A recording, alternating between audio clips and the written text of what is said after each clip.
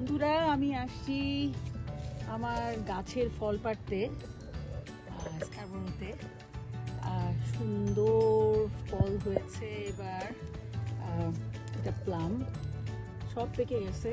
So আমি তুলছি। অসম্ভব মিষ্টি এই ফলটা, দারুণ খেতে, সুন্দর মিষ্টি স্বাদের এই ফল। জাস্ট একটু তুলে রাখলাম, ভিডিও করে রাখলাম যে